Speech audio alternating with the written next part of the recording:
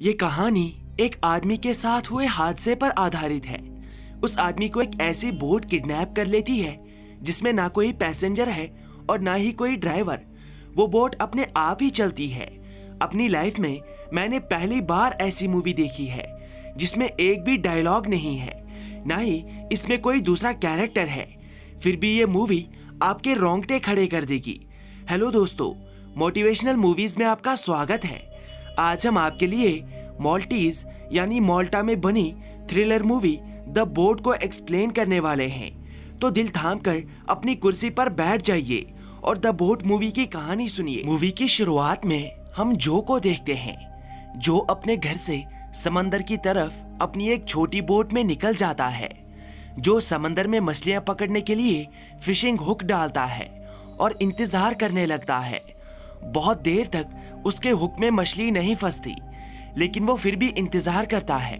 तभी अचानक समंदर में फॉग यानी धुंध छा जाती है जिसमें कुछ भी दिख नहीं रहा था। तभी जो को अपने सामने एक सेल बोट दिखती है जिस पर बहुत खामोशी थी। अब क्यूरियोसिटी में जो उस बोट को चेक करता है, लेकिन उसे वहां कोई नहीं दिखता। जो अपनी छोटी बोट को टो करके उस अनजान बोट पर चढ़ जाता है और उसे चेक करने लगता है। वो उस बोट का कोना कोना छान मारता है, लेकिन उसके हाथ सिर्फ निराशा लगती है। अब जो वापस अपनी छोटी बोट पर आना चाहता है, लेकिन वो देखता है कि उसकी बोट अनटो हो चुकी है और वो समंदर में खो चुकी है।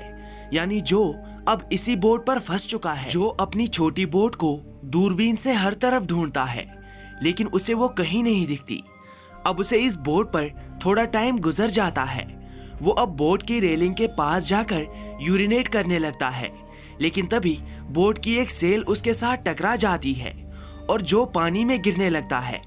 लेकिन वो जल्दी से रेलिंग को पकड़ लेता है, जिससे वो पानी में गिरने से बच जाता है। अब जो के सामने सबसे बड़ी प्रॉब्लम ये थी कि उसे घर जाना था और इस बोट का इंजन नहीं चल रहा था, और साथ ही इस बोट पर लगा हुआ कंपास भी खराब हो चुका था।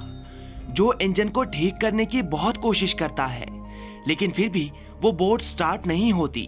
इसलिए अब जो अपनी किस्मत को हवा के हवाले करके बोट की सेल को खोल देता है और हवा की दिशा में आगे बढ़ने लगता है। अब जो इस बोट के रेडियो से कोस्ट गार्ड को कांटेक्ट करने की कोशिश करता है, लेकिन जो की किस्मत इतनी खराब होती है कि वो रेडियो भी काम नहीं करता। कुछ देर बाद जो यूरिनेट करने के लिए बाथरूम में जाता है। जैसे ही वो यूरिनेट करने लगता है, तभी बाथरूम का दरवाजा अपने आप ही बंद हो जाता है। जो उसे खोलने की बहुत कोशिश करता है, लेकिन वो दरवाजा नहीं खुलता। उसकी सारी कोशिशें नाकाम हो जाती है। उस बाथरूम में एक छोटी खिड़की होती है। जो को उस खिड़की से बाहर एक कार्गो शिप दिखता है। जो समझ जाता है कि यहाँ से निकलने के लिए उसे कार्गो शिप को सिग्नल देना होगा, लेकिन वो बाथरूम में बंद था। उसके पास सिग्नल देने का कोई साधन नहीं था। वो दरवाजे का लॉक तोड़ने की भी कोशिश करता है, लेकिन फिर भी वो दरवाजे को नहीं खोल पाता। वो खिड़की इतनी छोटी थी कि जो उससे बाहर नहीं आ सकता था। उस कार्गो शिप की डायरेक्शन देखने के बाद जो नोटिस करता है कि उसकी बोट कार्गो शिप के साथ टकराने वाली है। इसीलिए वो उस खिड़की से एक रस्सी को पानी में डालकर प्रोपेलर की तरफ ले जाता है। खुशकिस्मती से वो रस्सी प्रोपेलर में फंस जाती है और वो रुक जाता है। उसकी बोट में ब्रेक लग जाता है, लेकिन अब वो रस्सी जो के गले में फंस जाती है। जो का दम घुटने लगता है, उसे सांस लेने में तकलीफ होने लगती है। तभी वो अपने आप को उस रस्सी से आजाद करने में कामयाब हो जाता है, पर अब वो अनकॉन्शियस होने लगता है। और तभी उसकी बोट उस कार्गो शिप के साथ टकरा जाती है और यहाँ सीन कट हो जाता है। कुछ देर बाद बोट में पानी भरने लगता है, क्योंकि कार्गो शिप के साथ टकराने की वजह से उसमें छेद हो गया था। वो बोट अभी भी सेल की मदद से चल रही थी, लेकिन एक जगह पर आने के बाद बोट अपने आप ही रुक जाती है। और तभी जो को भी होश आ जाता है और वो देखता है कि बोट में पानी भर रहा है। इससे वो और भी ज्यादा पैनिक हो जाता है और फिर से दरवाजा खोलने की कोशिश करता है। वो दरवाजा अभी भी नहीं खुलता और अब सोने पर सुहागा ये हो जाता है कि वो बोट एक तूफान में घिर जाती है। ये तूफान काफी भयंकर होता है। किसी तरह बोट इस तूफान में भी बच जाती है, लेकिन जो फिर से बेहोश हो जाता है। कुछ देर बाद जब जो को होश आता है तब तक बोट में बहुत सारा पानी भर चुका था। ये बोट अब डूबने वाली थी। अब जैसे तैसे करके जो इस बाथरूम के दरवाजे को खोलकर बोट के डेक पर आ जाता है। अब जो बोट की हालत देखकर समझ जाता है कि ये बोट अब ज्यादा देर तक पानी के ऊपर नहीं टिक पाएगी, इसलिए वो फ्लोटिंग डिवाइसेस जमा करता है और बाथरूम के दरवाजे को तोड़कर उसकी मदद से एक मेकशिफ्ट बोट बनाता है और सारा जरूरी सामान लेकर उसी मेकशिफ्ट बोट पर बैठकर बोट से थोड़ा दूर चला जाता है। पर फिर उसे रियलाइज होता है कि उसे एक बार बोट को ठीक करने की कोशिश करनी चाहिए, इसीलिए वो वापस बोट पर आ जाता है और मोटर्स की मदद से बोट में मौजूद पानी को बाहर निकालता है और साथ ही उस छेद को भी बंद करता है जहां से पानी बोट के अंदर आ रहा था। अब जो फिर से इंजन को ठीक करने की कोशिश करता है, लेकिन वो फिर भी ठीक नहीं होता। जो ने अब बोट से सारा पानी बाहर निकाल लिया था, लेकिन अब वो एक जगह पर ही रुकी हुई थी क्योंकि तूफान की वजह से इस बोट का सेल डैमेज हो चुका था। तभी जो को दूर एक शिप दिखाई देता है। अब क्योंकि बोट एक ही जगह पर रुकी हुई थी, इसलिए जो अपनी मेकशिफ्ट बोट पर बैठकर उस शिप की तरफ बढ़ने लगता है। लेकिन तभी वो बोट जो को फॉलो करती है और उसकी मेकशिफ्ट बोट को टक्कर मारकर उसे डैमेज कर देती है और जो को पानी में कूदना पड़ता है और वो बोट भी आगे चली जाती है।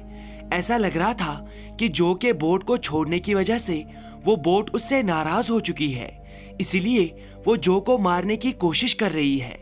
अभी तक ये साफ नहीं होता कि बोट अपने आप कैसे चल रही थी। शायद ये सब कोइंसिडेंस था और बोट हवा की वजह से आगे बढ़ रही थी। खैर, अब जो को रात तक पानी में तैरकर खुद को जिंदा रखना पड़ता है और खुशकिस्मती से उसका सामना किसी शार्क से नहीं होता। लेकिन रात में वो बोट फिर से जो के पास आ जाती है और जो फिर से उस बोट पर चढ़ जाता है। पानी में रहने की वजह से जो को सर्दी लग रही थी, इसलिए वो बोट के अंदर आकर सो जाता है। अगली सुबह जागने के बाद जो बाथरूम जाता है, लेकिन उसे वहां पर एक छोटा दरवाजा मिलता है जिसके अंदर खाने का बहुत सारा सामान रखा हुआ था। शायद इस बोट को उसी छोटी जगह से कोई ऑपरेट कर रहा था। इसी सवाल का शिकार होकर जो उस पैसेज में घुस जाता है, लेकिन उसके अंदर घुसते ही उस पैसेज का दरवाजा बंद हो जाता है।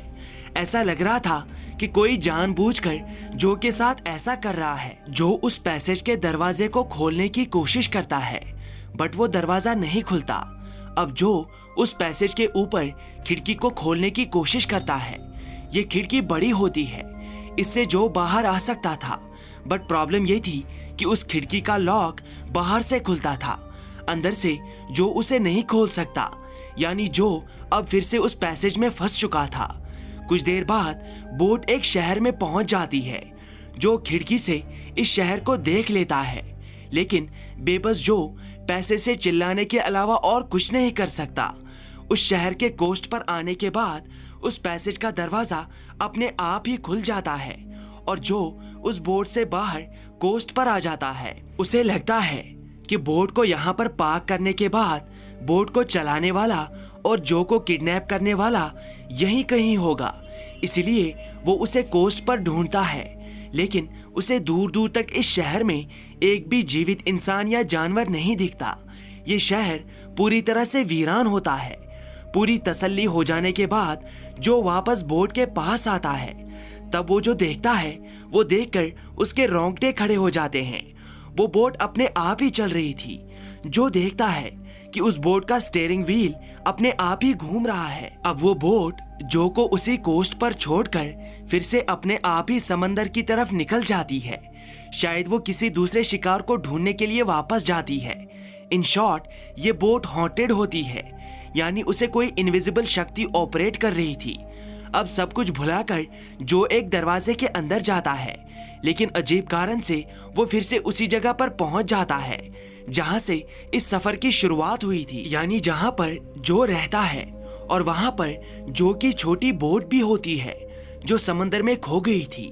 जो को ये सब कुछ देखकर कुछ भी समझ नहीं आता कि आखिर पिछले कुछ टाइम से उसके साथ क्या हो रहा है। मूवी के लास्ट सीन में हम उस बोट को समंदर में अपने शिकार का इंतजार करते हुए देखते हैं।